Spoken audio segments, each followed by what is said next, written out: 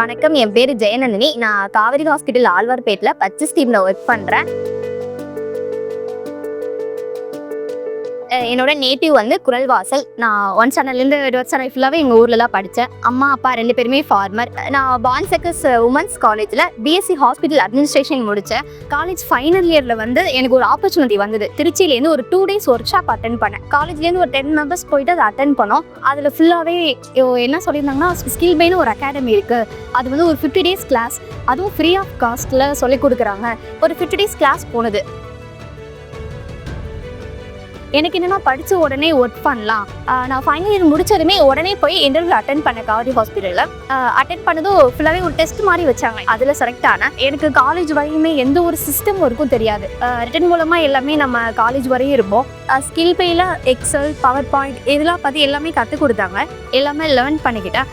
Morning எப்போதுமே படிக்கும்போது வீட்லேயோ news paper ரீடிங்கிறது நமக்கு எப்போதுமே இருக்காது. பட் என்னென்னா ஸ்கில் பேயில் ஒரு 50 days மார்னிங் வந்துடும் நம்ம நியூஸ் பேப்பர் ரீட் பண்ணுறோம். அப்போ என்னென்ன நியூஸஸ் நம்மளுக்கு தெரியுதுன்றது ஐடென்டிஃபை கிடைச்சது. ரொம்ப ப்ரெஷர் பண்ணி எங்களை படிக்க வைக்கல. ஒரு ஜாலியாக ஒரு மோட்டிவேஷனோட படிக்க வச்சாங்க. இப்போ ஒன்ஸ் 9 to 6 கிளாஸ் முடிஞ்சதுன்னா அதோட விடாமல் நான் போயிட்டு ஹாஸ்டல்லையும் படிக்க ஆரம்பித்தேன். 50 days முடிஞ்சது. காவேரி மட்டும் இல்லாமல் எந்த ஒரு யூனிட்லேயும் நீங்கள் ஒர்க் பண்ணலாம், எந்த ஒரு செக்டார்லையும் ஒர்க் பண்ணலாம். ஒன்லி ஹாஸ்பிட்டல் செக்டார் மட்டும் கிடையாதுன்ற ஒரு ஆப்பர்ச்சுனிட்டி கொடுத்துருந்தாங்க. பட் எனக்கு என்னென்னா காவேரியில் ஒர்க் பண்ணுறது தான் ரொம்ப பிடிச்சிருந்தது. சென்னையில் இன்டர்வியூஸ் அட்டென்ட் பண்ணி செலக்ட் ஆனேன். ரொம்ப சந்தோஷமாக இருந்தது.